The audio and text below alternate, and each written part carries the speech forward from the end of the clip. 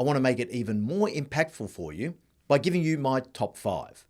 The 5 unconscious biases that I've become increasingly aware of as I spend more and more time working with senior executives around the world.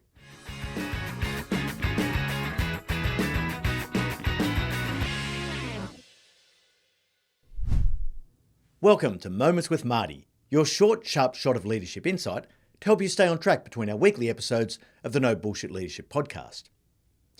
We produced a podcast episode several years ago to help you identify some of the unconscious biases that may affect your judgment, your perception, and your actions. In that episode, I covered 18 unconscious biases that are likely to affect your behaviour. As much as we like to think we're free from bias, it's an unavoidable part of the human condition. In this moment, I want to make it even more impactful for you by giving you my top 5. The 5 unconscious biases that I've become increasingly aware of as I spend more and more time working with senior executives around the world. Bias number 1 is the framing effect.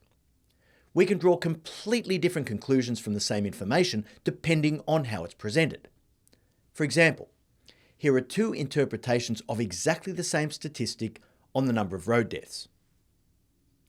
The death toll from road accidents is down dramatically this year, as only 500 people have died on Sydney's roads, which is completely different to hearing, road deaths are out of control, and the government has promised to step in and spend an additional $4 billion on road safety initiatives in this coming year as 500 people die on Sydney's roads. Exactly the same information, just framed differently. The second bias is sunk cost fallacy. We're much more likely to keep putting money into an existing investment, even if it's shaping up to be highly unprofitable. I never cease to be amazed at the number of executives who understand this principle intellectually, but they can't seem to overcome it emotionally. Now, if we were totally dispassionate in our decision making, we would only look at future potential outcomes rather than being attached to our historical investment. In gambler parlance, never put good money after bad. Bias 3 is confirmation bias. We tend to find and remember information that confirms our existing perceptions. Now, this one affects almost all of us to some extent, and social media only makes this worse. The algorithm is designed specifically to feed us the information that it knows we already like. Whenever I hear or see something that I feel totally comfortable with, I try to challenge myself by saying, I want this to be true because it confirms in my mind that I'm right. But what's the source of this information? Is this really true and accurate? The 4th bias is halo effect. If you see a person who's excellent in one area of performance, you often give them more credit than they're due in another, completely unrelated area.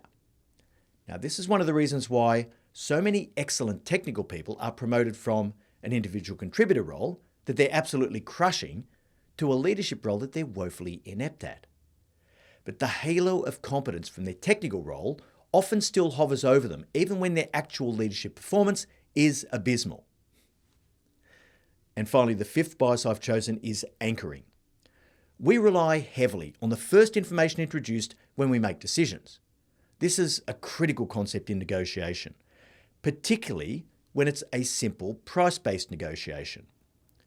The first offer put on the table acts as an anchor, which then becomes the reference point for the remainder of the discussions. It takes discipline, confidence, and self-awareness to override an anchor. To counteract your unconscious biases, try asking yourself a few questions that are going to stop your brain from becoming lazy. Questions like, is that really true? What evidence is there to support that? If I had to swing 180 degrees around to debate this issue against myself, how would I defend the opposite position? If you want to take a deeper dive into how you can avoid the fallacy of subconscious bias, have a listen to episode 192 of the No Bullshit Leadership podcast, Avoiding Common Biases. We'll leave a link in the show notes. I really hope you enjoyed this moment and that it gives you that extra little spark to be a no bullshit leader.